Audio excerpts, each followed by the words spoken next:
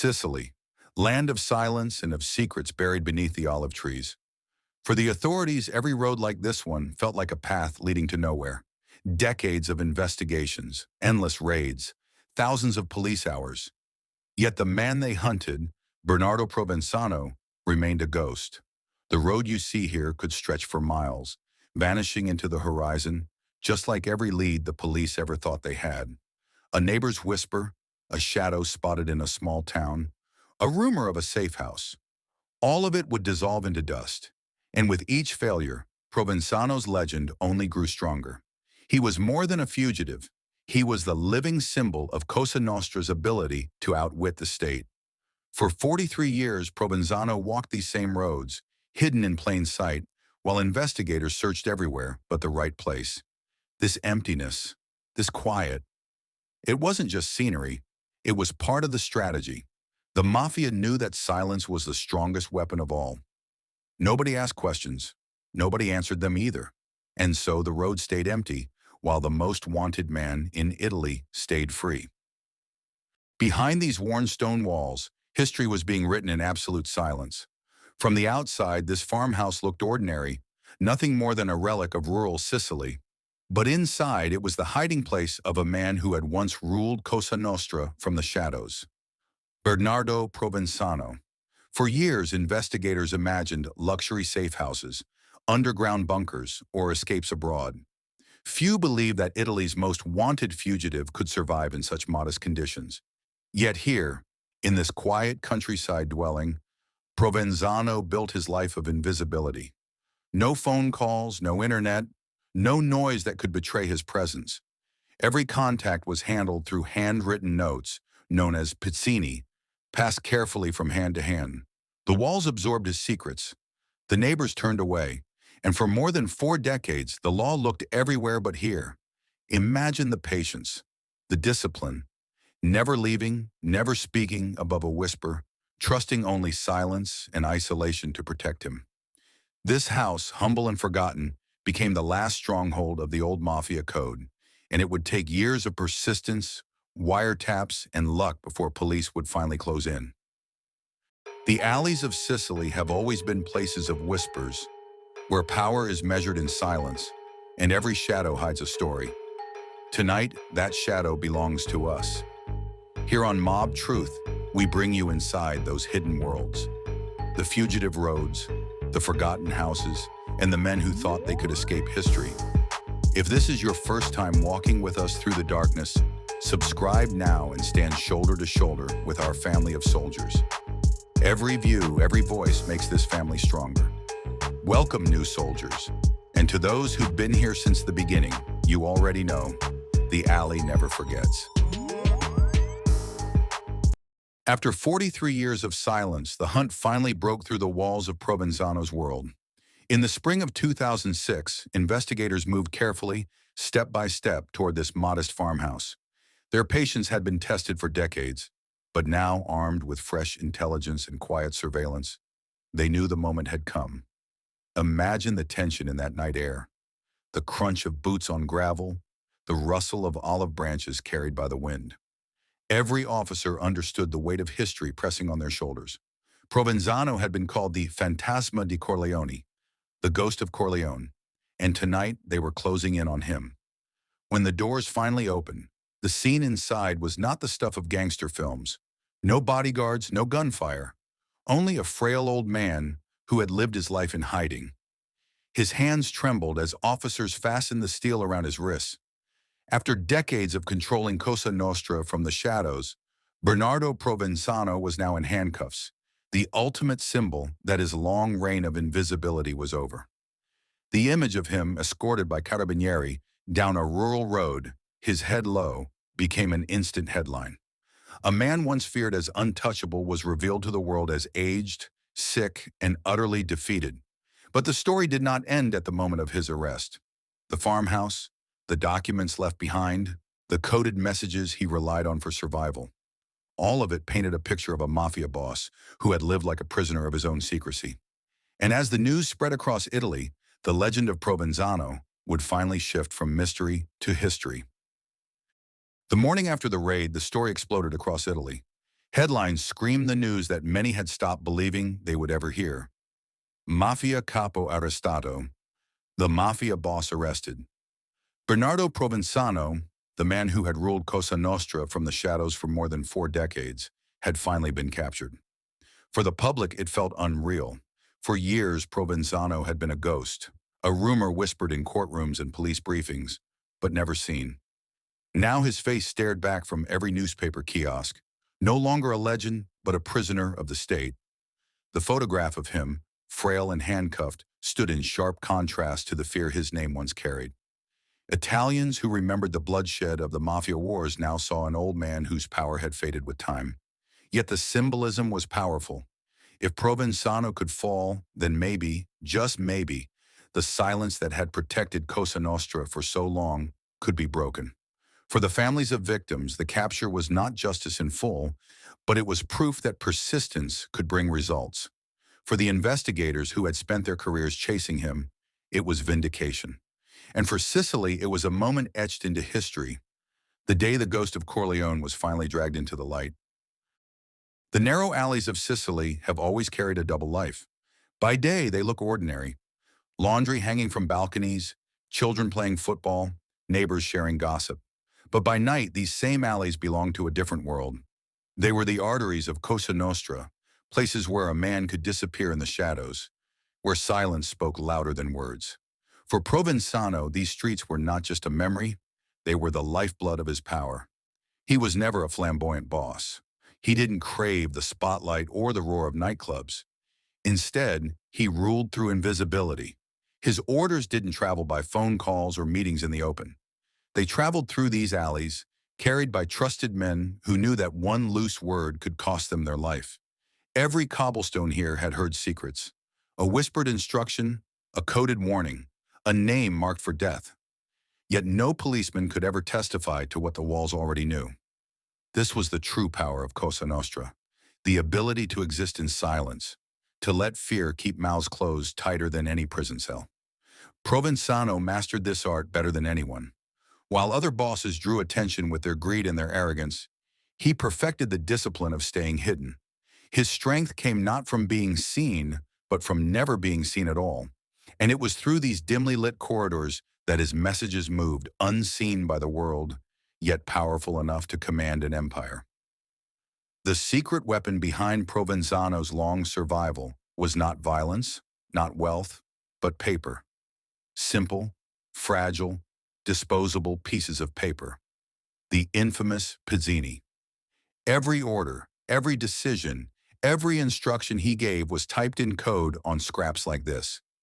Each note was passed hand to hand through a trusted chain of couriers. No phones, no emails, nothing traceable. Just symbols, initials, and cryptic phrases that only his inner circle could understand. Investigators would later uncover stacks of these notes, hundreds of them, hidden in barns, tucked under stones, slipped into loaves of bread. Each one was a piece of a puzzle. Who was to be paid? Who was to be punished? Which politicians to influence? Which businesses to control? The brilliance of the Pizzini system was its simplicity. A phone call could be tapped, a meeting could be watched, but a piece of paper passed in silence could vanish without a trace. Provenzano used this method for decades, keeping his empire alive while the world believed he was gone. But the very system that had protected him also became his downfall. When police finally pieced together the network of couriers, they followed the trail back to its source. Each pizzino became a thread, and together, those threads formed a net that closed in on the ghost of Corleone. When investigators finally sifted through Provenzano's hideout, they uncovered more than just an old fugitive's belongings. They found archives, boxes of papers, coded notes, secret reports that read like the hidden diary of Cosa Nostra. Each folder, each page, was another piece of the puzzle that prosecutors had been chasing for decades. The documents revealed the inner mechanics of Provenzano's empire. They showed how money flowed through construction companies, how politicians were influenced, how loyalty was enforced with a quiet threat. His world was not built on gunfire alone. It was built on connections, corruption, and silence. Some of the files contained names, carefully disguised, but now exposed. businessmen who had smiled in daylight while serving the mafia in the shadows, politicians who had built their careers while carrying debts that could never be repaid. The redacted lines in these files spoke louder than the text itself, secrets so dangerous that even in the hands of police, some details had to remain hidden. To the outside world, Provenzano had vanished. But here in these papers was proof that even in hiding, he never stopped being the boss. He was directing operations, solving disputes, and deciding life or death with nothing more than coded notes. These archives became the state's greatest weapon against Cosa Nostra, a map of corruption that stretched from the smallest Sicilian villages to the very halls of power in Rome. But the story of Provenzano's capture was not only written in police files, it also touched the deeper fabric of Sicily, the church, faith, and the unspoken relationship between religion and the mafia. For years, Provenzano carried a Bible, worn and marked with handwritten notes. Investigators would later find verses underlined, passages that he used as guidance or as justification. To some, it was a sign of repentance. To others, it was hypocrisy of the darkest kind, a man who hid behind scripture while ordering bloodshed. The church itself has always been a paradox in Sicily. On Sundays, pews were filled with men who by night carried out mafia business. Priests blessed baptisms, weddings, and funerals, sometimes without asking questions about where the money came from or how the power was earned.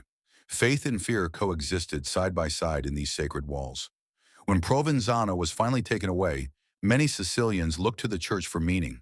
Was this the end of an era, a sign that justice could triumph over silence? Or was it just another chapter, soon to be repeated by the next man who stepped into power? In the golden light of these cathedrals, ordinary people prayed for peace, while the shadow of Cosa Nostra lingered just outside the doors. For them, Provenzano's capture was not simply the fall of a boss. It was a question: could Sicily ever free itself from the chains of silence and let faith truly replace fear? The capture of Bernardo Provenzano was not just the work of a single night, it was the result of decades of persistence. For the Carabinieri, for the magistrates, for the countless investigators who sacrificed their lives, the arrest was a reminder of why the state never stops watching. This guard, standing in silence, represents more than just an officer on duty. He is a symbol of a country scarred by mafia bloodshed, but determined to resist. Behind the uniform lies history, the memory of men like Giovanni Falcone and Paolo Borsellino, judges murdered for daring to challenge Cosa Nostra. Their sacrifice demanded that others stand where they had fallen, rifles in hand, eyes fixed on the shadows. Every courtroom trial, every police operation, every page of testimony relied on the quiet vigilance of men like this. The mafia thrived on fear, but the state responded with discipline. A single officer in a doorway could represent a fortress. One man standing guard was proof that Italy had not surrendered. And yet the struggle was never simple. For every honest officer, there were whispers of corruption. For every brave magistrate, there was the threat of betrayal. The uniform carried both honor and danger. To wear it meant to be a target, but also to be a shield for the people. In the long war against Cosa Nostra, these men became the front line, their silence and presence as powerful as any weapon. But while the state stood watch, the mafia survived through silence of a different kind.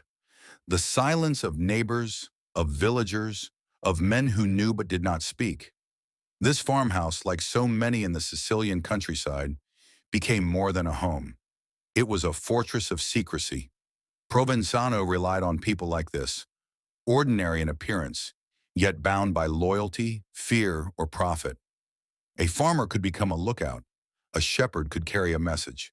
A neighbor could protect a secret simply by refusing to see.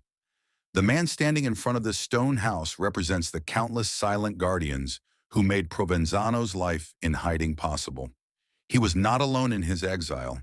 He was shielded by an entire culture of omertà, the code of silence that kept the mafia alive for generations. No police raid could succeed without breaking through that wall of silence. And for decades it held firm. Provenzano lived like a ghost, but it was men like this who made the ghost real. Their silence was as dangerous as any gun because it allowed a boss to rule without ever showing his face. When Provenzano was finally captured, many of these silent helpers faded back into the countryside. Their roles never officially recorded, their names never written in the police files. They returned to their fields, their animals, their homes. But their complicity remained a hidden chapter of the story. The farmhouse reminds us that the Mafia was never just the bosses. It was built on networks of loyalty and silence, on men who blended into the landscape while history unfolded in the shadows of their doors. On May 23, 1992, Sicily was shaken to its core. Judge Giovanni Falcone, the man who had dedicated his life to dismantling Cosa Nostra, was murdered in one of the most brutal assassinations in Italian history. His car, traveling along the highway near Capaci, was blown apart by half a ton of explosives planted by the Mafia. Alongside him, his wife Francesca Morvillo and 3 bodyguards also lost their lives.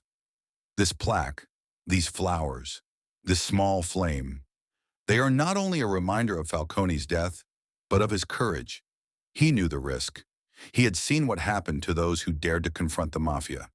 Yet he continued, building the Maxi trial of Palermo, the largest prosecution of organized crime the world had ever seen.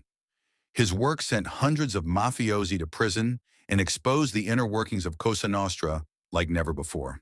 But victory came at a terrible cost. The Mafia believed that by killing Falcone, they could kill justice itself.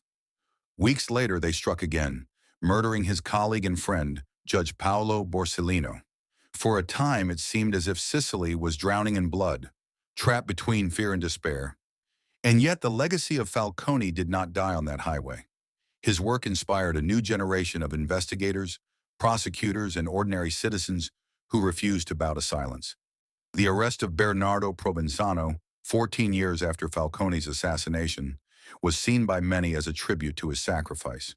It was proof that the state could endure longer than fear, and that justice, no matter how delayed, could still be served. Today, every flower left at this memorial, every candle lit, carries a message stronger than any bullet or bomb, that memory cannot be erased. Falcone's name, written in stone, continues to remind Sicily and the world that courage is louder than silence, and that truth survives even in the darkest alleys of history. From the burnt highway of Capaci to the farmhouse where Provenzano was finally taken, Sicily has carried both the scars and the victories of this long war. Every alley, every stone holds a memory of silence, of fear, and of courage. Here at Mob Truth, we keep those memories alive, so the stories are never buried and the lessons are never forgotten. If you've walked this far with us through the shadows, remember to subscribe and join our family of soldiers. Together, we give a voice to history and shine a light on the places where darkness once ruled. Welcome to the family, new soldiers, and to those who've been here since the beginning. You already know, the alley never sleeps and the truth never dies.